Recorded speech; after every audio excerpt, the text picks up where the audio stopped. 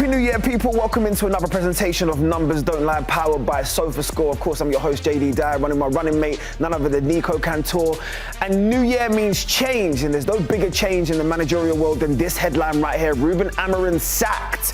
Yes, the head coach from Manchester United has been dismissed after the 14 months of up and down that has been the description of his tenure so far. This is the quote that Man United put out in terms of the press release, but most importantly, Nico, did they get this decision correct? Yeah, the only time is gonna tell. They reluctantly made the decision, by the way, says their press release, but it did feel like writing was on the wall already, because before the Leeds match, Amorim was making this strong statement about him being the manager and not the head coach, and he wants to be the man in charge. I mean, they did hire him to change the culture, to bring in his players, to play his system, was told very publicly even that he was going to get time, but at the end of the day, he didn't get that much time. Accountability is the word, and I listened to the quotations that Ruben Amorim said in that press conference. Judge me in 18 months and then we can work out where we go from there. Well, he didn't even get 18 days in terms of that, the way the direction was there. But we can look in terms of a comparison now to all the other EPL teams and see where they are since November 2024. And you can see the points per game, roughly mid-table, is a fair reflection of Man United. I mean, the goals really indicate in terms of the direction that they want to go in. This year has been a lot better than the previous seasons. The clean sheets has always been a real problem. And Nico, the net spend, you can't say you didn't have any money to try and make this better. Of course. Listen, this is Manchester United. They are going to spend big. This is absolutely worrying. Just it speaks to them not understanding Amorim's system entirely. Did it get better? Yes, it got better. There were signs of improvement. It felt like somehow they were turning the corner. They're not far off from a Champions League place. You look at Šeško, hasn't been great. Mbumo was really good at Brentford. He's been all right at Manchester United, but not at $75 billion. Like, look, like these are big signings. Mateus Cunha all this season. Lamins, I guess, is a good goalkeeper, upgrade from what they had before. Torgu has been hitting stride this season. Regardless, though, it's a lot of money for a couple of players that ultimately never responded, and this is not where Ruben Amorim ever wants to sit in terms of the history books of Manchester United. He admitted it, though. Yep. This is it, though. He knew he was this bad. Because we say it all the time. Men lie, women lie, but numbers don't. And no matter what they say, Nico, over that 14 months, he will sit as having one of the worst points per game in Manchester United history as being the head coach or the manager with 50-plus games. That right there is the disappointing aspect of his tenure. So was he showing any improvements whatsoever? When you think about where he started to where his final day was, did you see Man United turning the corner? I mean, if you compare it to anything that they did last season, of course there was improvement. Of course, they're turning any corner. The only thing worse off than last season was relegation. And Manchester United this year wasn't going to get relegated. They improved. They're close to a Champions League spot. Whoever takes charge has a real shot of making Champions League. Look, they're taking more shots. The goals per game have gotten better. The XG per game, the big chances per game. Offensively, they're improving. This is only one half of the football because they still were conceding a lot. It's so interesting because it's not until you see the stats you start to recognize that Amorim ball, to an element, was actually working. They were way more expansive. They were way more attacking. They were definitely on the front foot. And then you go back to, of course, where the transfer recruitment was, and we've seen the layers now get to peel back, that he wanted so many forwards in terms of in the last window. So that's where you saw the investment in Mbumo. That's where you saw the investment in terms of Mateus Cunha coming in as well. And, of course, Šeško was always going to be a profile striker that they needed to bring in. But those numbers, defending-wise, are the aspect that I think is a concerning feature overall, because no matter how good you are going forward, Nico, you can never concede this many goals and want to feed success. I mean, this is almost inexcusable, right? For me, I'm looking at goals conceded. 1.5 from EPL teams this year, but their XG is 7th from 20 teams. So the fact that they concede more than they should be conceded is a worrying sign, right? And you could have your players slowly trying to find their form, like Mbumo, like Cunha. They've had a couple of moments here, there, sure. And is the upside of them very big? Yes, they are. I think they showed at their previous clubs that they can be very good players. But as a team in general, it feels like Manchester United can have a good day and then they can have a bad day within 90 minutes. Like defensively, like this will bring you down a lot. Well, inconsistency has definitely been a feature of Manchester United over the last 14 months. But I'll tell you what hasn't been an inconsistency, the use of this formation, because this has been a talking point, I would say, throughout the whole of Ruben's tenure. The 3-4-2-1 or 3-4-3, depending on the flexibility of those two things. But he was adamant he wanted to play those 10s. He wanted to find players in those profiles. And when you start seeing the results, unfortunately, because of the excellence that was shown with 4 at the back or in other formations, it started to highlight his shortcomings in terms of from a tactical perspective. Do you think that, I would say, stubbornness is going to be a factor when he reflects upon this as an aspect of maybe something he looks back on would have changed? Not really, because he said it himself. Especially, I guarantee you, he said it to the Manchester United board when he was getting hired. I play this way. Mm-hmm. This is the way that I will play at Manchester United, and I'm not going to change. I'm going to need players to play my formation, to play my methodology. And he ended up being one of those managers that was willing to die on his hill. He changed only very recently. And he really made it clear that it wasn't because of the media, it was because he was recognizing in game. I didn't think he needed to make that specification. Regardless, because he was speaking so much about, I'm going to change my formation, it's like, and giving all of these reasons and these excuses, it felt like it was a manager under pressure.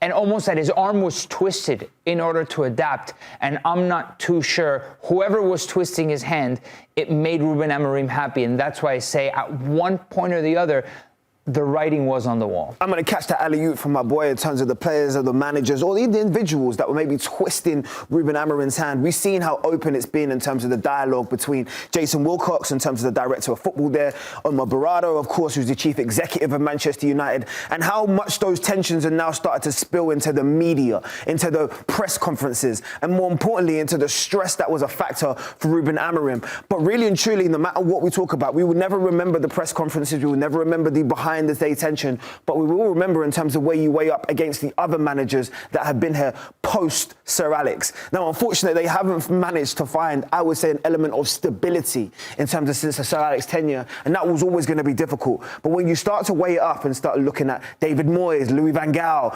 Jose Mourinho, Ole Gunnar Solskjaer, Michael Carrick, Ralph Rangnick, Erik ten Hag, Ruud van Nistelrooy, and all the way down here you find yourself Ruben Amorim. This is the problem right here in terms of because the history books will not be favourable towards the Portuguese manager. Yeah, I feel like at one point there needed to be a moment of commitment, just like Arsenal committed to Arteta. There was a point in time where Arteta was under pressure. He had a very similar record, I remember, to Unai Emery. Mm-hmm. And Arsenal decided to stick with Mikel Arteta for a long-term project. Mourinho was the first one to wave those red flags, say there's problems at Manchester United very vocally. I think maybe Van Gaal understood it, but both of these guys, despite that, won trophies. Then came Solskjaer. I feel like this was a really good moment to commit because Ole Gunnar Solskjaer was competing for the Premier League. Remember, he finished in second place when one of his EPL seasons. Obviously, he had a pretty damning results here and there, especially against Liverpool, that kind of could have been the nail in the coffin. But I feel like we have come so far from this because Ten Hag was not great. They gave him a new contract and fired him. And it just feels like I'm seeing this pattern of depositing faith in a manager, and in the first moment, they're either called into question, I'm talking about the board, or something goes wrong, sacked. Before we flip to the future, I'd really want to take an element as you're just reflecting in terms of where they've been, because yes, we can list the new managers that are going to come up. Of course, Oliver Glasner is going to be one that's going to be in there. Enzo Maresca is going to be one that's in there. And of course, Darren Fletcher, who right now was the head coach of the under-18s. And of course, his son has had his debut most recently in terms of for Manchester United. So you can see the direction they want to go in. But there has to be one thing which you just said, which is accountability. They need to take a point to reflect and understand what's gone wrong with the graphic we just saw of all of those other directors. Yes, not every single one of those managers or head coaches have been under Ineos, but the problem still remains in terms of there's no accountability. There's no accountability from Barada. There's no accountability in terms of when you're looking at it from Jason Wilcox. There's no accountability overall when they're looking at the direction that Manchester United, one of the leaders in global football, is going in. There's no way we're supposed to have Man United 15th in the Premier League. There's no way we're supposed to be talking about monetary problems. There's no way a manager is supposed to be screaming outwardly in press conferences about other people directing in terms of the tactics that he's going in. All of those are making this potentially an unattractive job, but you still think someone's going to step into it? Yes, because ultimately it's still Manchester United. And if you're the person that ends up fixing Manchester United, delivering some sort of trophy, some sort of silverware, that first manager that delivers a Premier League title again to Manchester United is going to be the hero. So many have tried and none have delivered. And despite there being too many cooks in the kitchen, despite, I think there's a consensus that the direction that Manchester United is going towards, it's not the right one because of people pulling in so many directions and about it not being in line. The Manchester United project, it is an unattractive job, but at the end of the day, it's still Manchester United. Which means it's going to be attractive. But no matter what, they say this is going to be the headline that's going to be ravaging around the world, and we're going to now have to digest, move on, and more importantly, get you involved in the conversation. So men lie, women lie, but numbers don't. And Ruben Amorim is out of here. It's Numbers Don't Lie, powered by Sofascore here on CBS Sports Golazo. Gonzalo Garcia had himself a game without Kylian Mbappe, kind of like he did at the Club World Cup. Is this sustainable? Can Real Madrid keep this up? JayDee Dyer, Nico Cantor, running through this question about Real Madrid that has seemingly felt very dependent on the Mbappe goals. Naturally, because when you have arguably one of the best strikers in world football, you want an over-reliance on them, for them to produce and to do their best. But Nico, this is an incredible opportunity for them to showcase that they're bigger than just Kylian Mbappe, no matter what the numbers say. I mean, look at the goal contributions in 2025. There's a reason why they say that this man is arguably the best striker in world football. The goals speak for themselves, the assists are through the roof, and of course he's the focal point of one of the most historic teams in Europe. So you always say that the best ability is availability, right? You know my numbers. And Kylian Mbappe is always there for Real Madrid. He's rarely injured, but when he is out, sometimes there's guys like Gonzalo Garcia that step up. He hadn't stepped up all season. It's his first start since September in La Liga. He hadn't scored a single goal, and he got a hat-trick, perfect hat-trick. Right foot, left foot, header, right foot, left foot. Unbelievable. I mean, this guy absolutely smashed it. There were questions about him getting time at the Club World Cup. Everyone was like, well, he's clearly not going to play despite this form. But you know what? Now that Kylian Mbappe is out, just like at the Club World Cup again, he steps up to the plate and performs. Because you want this. You want a hungry young striker who understands the system, more importantly, understands the makeup of the club, and really gets any opportunity he gets, whether it's coming off the bench, whether it's starting, whether it's lesser games, an opportunity to rest Kylian Mbappe, he's going to showcase what he can do. Because he doesn't want to be fifth on this feature. No, he wants to be in the top 5, he wants to be in the top 2, because he wants to be considered up there in terms of one of the best strikers within this squad, and someone that is reliable, because you just said it. What's the best ability? Availability. Right. And if he's available and he's scoring, he can do it. The problem is when you have someone who's at the top that's so good and so heavily reliant, it's almost impossible to look away from him. The distance between Kylian Mbappe and the rest, I mean, Gonzalo Garcia, for God's sake, scored his first game that he scored in La Liga, and he's already in the top 5 of Real Madrid scores.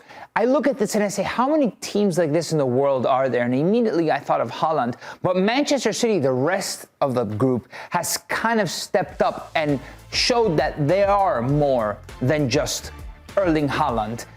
It's similar, but the thing is that if they do perform, if they're always there, sure, it's okay to be reliant on them. But it's almost at an exaggerated level. You compare Mbappe first with Vini, his teammate, right? Vini has dropped off significantly, not only this season, but the year before when Mbappe arrived. But when you got superstars like Kane and Haaland pulling and carrying that weight, you can rely if it's consistent. Nico, it doesn't matter what sport it is. If I have a superstar, I'm going to attribute the best to put that person in positions to be successful. And that's all they're doing when you look at these world-class strikers, and especially I'm looking at Kylian Mbappe, Harry Kane, and Erling Haaland. It doesn't surprise me whatsoever when I see the over-reliance, especially in their goal involvements and the percentage that they have for their teams. But I want people to realize these are unique talents. These are once-in-a-generational strikers that you have. So if you don't feed them, there's going to be bigger question marks as to why you're trying to play for the wider team. But what it does do is create an opportunity now, because the absentee of any one of these strikers, and each one of them have had periods where they've had to step away from their team, whether that's been rest or injuries, or in this choosing, I'm telling you now, there's an opportunity for Vinny, who's the second on this feature, to step in and say, remind the world that I'm still good. I'm a little bit better than good. I'm great. And I can produce if the keys are given to me. But against Betis, he didn't show up, Vidi, and we'll talk about that a little bit. The thing is that there's not been that many games that Real Madrid has seen without Kylian Mbappe. In fact, they've done all right, but those games arguably haven't been the biggest. A lot of these numbers are at the Club World Cup where Mbappe was out injured at the very beginning. They've only lost one game. I mean, you look at it, their points per game, pretty much the same. They're scoring a little bit more when Kylian Mbappe is on the pitch. But like you say, JD, it's a time for other players to step up. Of course. Like Vini Junior, for example. I think this is a point where a lot is going to be in question. I'll move it on over to the other wall to kind of explain this conundrum about Vini and how he needs to step up. Because with everything going on beyond the pitch, Vini's being put into question without a shadow of a doubt. Can he carry a lot of the weight that Mbappe does as well? So here are the numbers from last season and then the season before that. The season before that is the one that they win Champions League, the one on the left, right? You look at, forget goals per game. Look at shot per game, big chances created per game, and XG per game. This Real Madrid is better in those senses.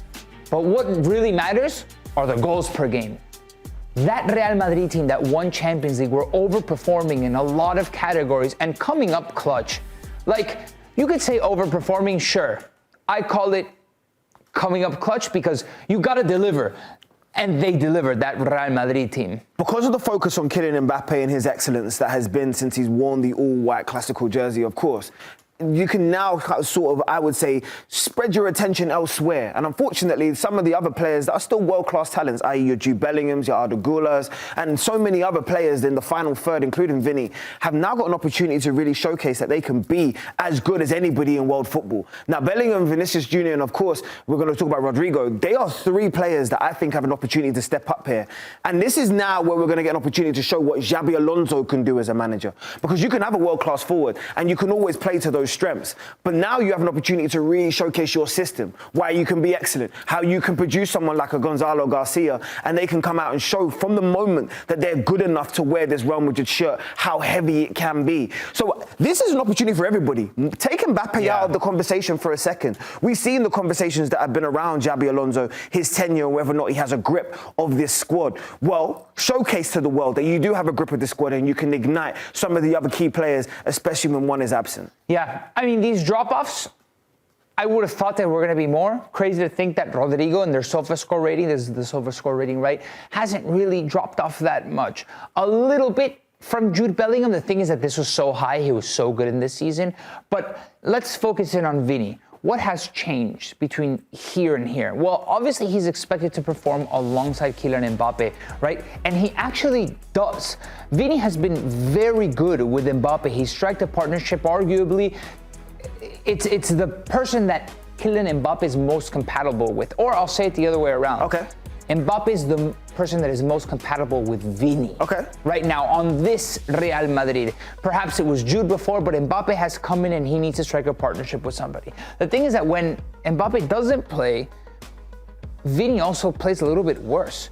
You see the percentage of the team's big chances, the percentage of the team shot, the goal conversion, which is the most glaring one. It is kind of worrying that you go from 12% with the help of an Mbappe to just 3.8%.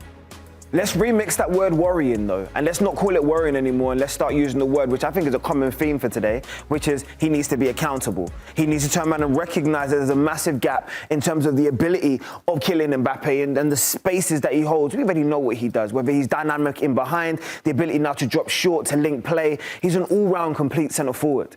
But it doesn't take away in terms of what he is. He is still one of the best inside forwards coming off to the left or the right or wherever he wants to impact a game of football, and really does need to showcase in this period where Kylian Mbappe is out with a knee injury, why he's world-class, why he was in those conversations, why he felt like he was snubbed for the Ballon d'Or. This is all the same player we're talking about. We can't make any excuses. The numbers don't attribute that he understands his role, but he now needs to recognize where he is in world football. Yeah, listen, this was the infamous tweet, right? Eu farei 10 vezes más if I need it. I'll do 10 times more if needed. They're not prepared. And ever since this tweet, when he was snubbed for the Ballon d'Or, he has regressed.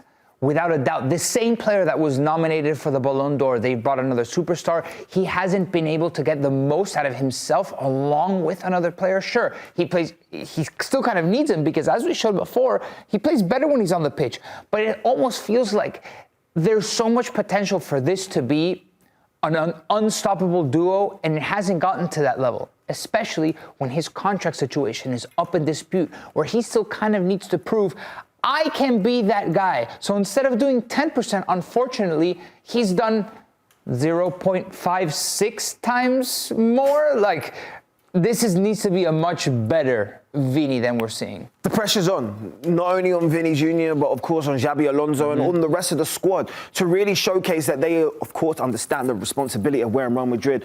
But more importantly, they can win these big games without them because they do have a big game around the corner. There's got to be a revenge now. Anytime I see Atleti on the fixture schedule, there has to be a revenge, especially you're talking about in a cup situation with the intensity, the knockout, the pressure that comes with that. Real Madrid versus Atleti is one that we always circle wherever it is in the calendar. But now, with the absence of Kylian Mbappé, what do you feel about this fixture? I still think it's the same. Listen, and Atleti, I think, has more to prove than Real Madrid. I'm trying to think through my statement as I'm saying it. But Atletico Madrid have fallen so far off of the title race that it just feels like more than ever there's starting to be questions and questions about Cholo Simeone and Real Madrid. For as much as everything that we just talked about, they're not that far off the lead in La Liga. They're very competitive in Champions League, whereas there's been questionable performances from Atletico Madrid, and this is our Z-score, which is basically an average of all of these different qualities, and Real Madrid clearly shows that they're better than Atletico Madrid. Ironically, the last time that these two teams faced each other, you know who had a better team? Destroyed Real Madrid. You remember the 5-2. You remember how Atleti utilized Real Madrid's strengths and made them their weaknesses. Now, I've never seen Real Madrid look as fragile as they did within that game, especially this season.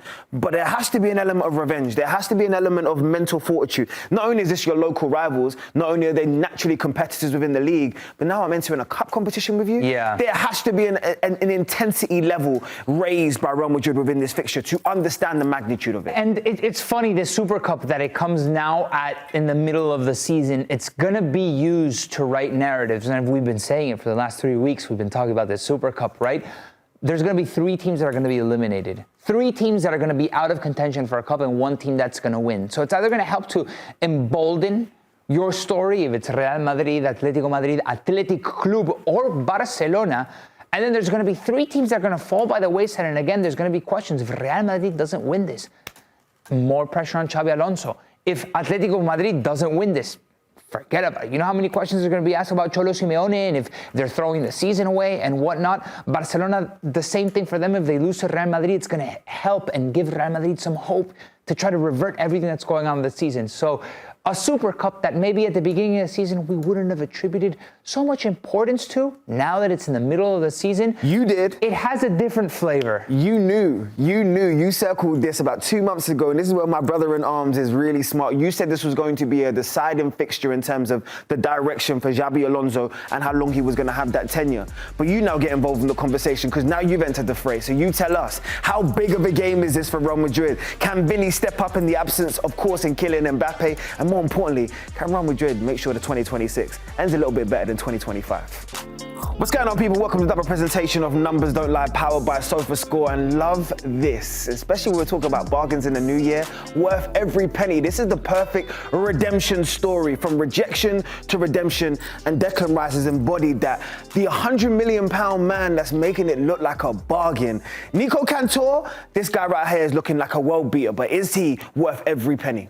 I mean, he's so good, and he has so many qualities that make Arsenal better that he's improved on. This is the game at Bournemouth. I mean, the 2 goals, right, first and foremost. But he also gives you stuff off the ball, and the tackles and the clearances. Look at his SofaScore rating. Passes in the opposition's half. He plays in his own half, he'll recover the ball, and then he'll either hit the game-winning pass, he'll hit a key pass, or he'll score the goal himself. He is simply an extraordinary midfielder. I know we talk about young footballers all the time, taking note of this show, and this is meant to be a show for the nerds, but I really want them to just take a step back for a second and look at the notable £100 million players that have gone for big money across the world of football, and how many of them actually excelled when you compare them to their Sofascore rating. Of course, Alexander Isak was the tension, and rightfully so, what he did at Newcastle, and now gets an opportunity to do it at Liverpool. Jude Bellingham wearing the all-white of Real Madrid, Florian Wirtz for his excellence, Enzo Fernandez, Jack Grealish, Declan Rice, and Moses Caicedo. I love the fact that all of these people managed to make one graphic and they squeezed them all in.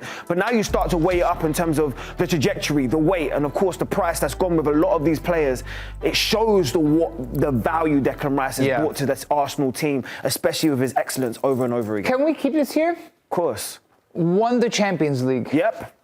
Won the Champions League and the Prem. He was very good in this season. I mean, it's a lot to pay for Jack Grealish. It feels like with a recency bias, perhaps you say it wasn't worth it, but he was extraordinary in that season. Recent history for his club, created moment, 50 years without a trophy. Alexander Isak. Yeah, but I'm comparing the number to what they did for their club. I think jury's still out, but the start hasn't been great. Similar to Florian Wirtz. Enzo Fernandez, Chelsea paid him hot because he was coming off of an incredible World Cup. He was really good for Benfica, but Chelsea's, does that number reflect winning a Conference League and a Club World Cup? I'm not too sure. I think Enzo could deliver even more for that type of price tag, along with Moises Caicedo. Are they extraordinary talents? Yes, they're extraordinary talents. But in that same similar conversation, Declan Rice, there needs to be some sort of tangible big trophy, like a Prem, like a Champions League. Of course. When you're talking about 100 million, 100 euro plus, it feels like you got to have your hands on serious silverware. It feels like he's knocking on the door of that. And I always say, especially when you come with a huge price tag, what's the one thing that you need to show as an individual? Progression. Not just in terms of, I'm here and this is what I've done at my previous club, what you're going to do going forward. And I think the progression that Declan Rice has embodied since he's put on an Arsenal shirt has really taken his game to another level. The final penalty third entries, those speak for themselves in terms of what he's doing now in the final third. But I think it's a tactical approach. When you look at the way that he's adapted his game. Let's be honest, this is someone that started in the academy as a centre-half and then moved into the sixth position and now is looking like one of the best eights in world football. That really shows you in terms of the layers that he's adding to his game. But what I love about the layers that he's adding to his game, he's not taking away the other aspects. So the ball recoveries are still incredibly high. The tackles, the work rate, the interceptions, and of course the Sofascore rating are all still going in the right trajectory.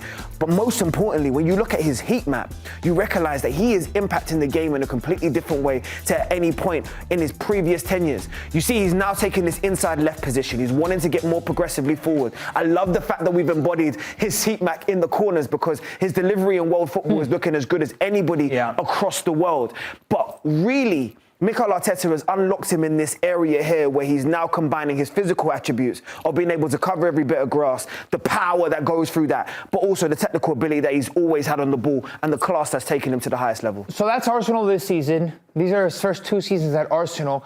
There's some sort of similarity from his last West Ham season to this Arsenal season where he was carrying a heavy load at West Ham. He was playing in a 4-2-3-1. He was. Right? Thomas Souček next to him. Souček in the middle, but Souček was more defensive, and Declan Rice had the responsibility to do what he's doing now at this Arsenal, where it's recover the ball and also have an impact on the other side of the pitch. I remember there was a goal in the Conference League, I think against Dinamo Zagreb, where he literally goes coast to coast and scores an absolute golazo. And that's really reflective of what he's doing this season at Arsenal. Now that Subimendi has become, I would say, the perfect complement to Declan Rice. Sure, he can forget a little bit about being maybe that first option out of the back, but he's gotten better defensively, Declan Rice, and he's gotten better offensively. He's converted into this perfect 8, this box-to-box that has been unstoppable in the Premier League. Progression is important at any point in your life, especially when you start to enter the peak of your career. And Declan Rice is very much into the peak of his career. But we were talking so much about, is he worth this value? We've seen the comparisons in terms of the other players that have commanded those 100 million plus figures.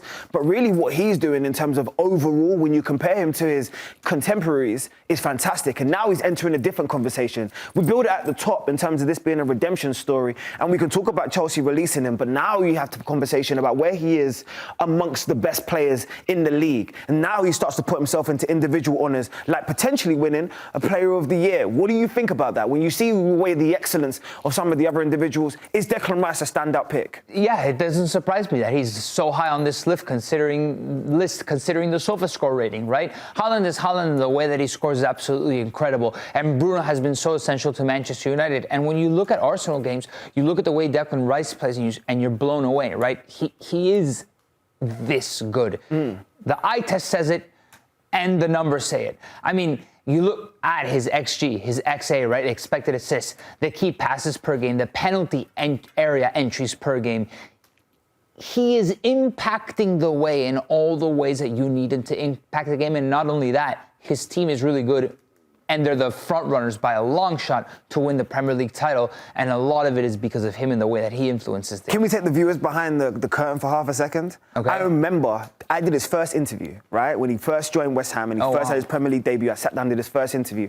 And you know, Nico, you sat down across a lot of world-class players. You know when you know someone's special by the way that their mentality was. Yeah. 17, 18, I knew from then he was going to be super special. He was going to be on a completely different trajectory. Seeing his excellence now on the consistency in which he's producing, I think is taking his pref role and his ceiling to a completely different level. But his availability is something that's even shocked me, because when you do watch the eye test, you recognise how many yards he does. And let's be honest, how many times did he look tired at the end of a game? But the next game, he's going once again and showcasing what he can do. Yeah, he's fit. And he's good, and he delivers, right? 81 wins, 29 draws, 20 losses. And, I mean, without Rice, they haven't had him that much, so I wouldn't read too much into this number, not to say anything like, oh, they're better without Declan Rice, because Arsenal are still a pretty good football team. But to me, I know that this guy is essential to Arsenal, and if Arsenal are going to win any type of silverware, it's because Declan Rice is leading this cause. So when we were doing this in the production meeting, me and Nico are usually completely in sync, right? But we're going to have a little bit of fun with him now, and I want you to have fun as well as the viewers watching. So I had to think about a comparison of Declan Rice to other world-class players that have been in this trajectory, similar mould, similar sort of pressure that's been on their shoulders. And I could only think of one in a particular season that I feel fits the same mould. Now you can see the stats. I just want to know if anybody jumps. Does anything jump out of the screen at you immediately before I start giving you a few more clues? By the way, like I said, this is a similar player, similar mold that have been in the Premier League and is retired. But I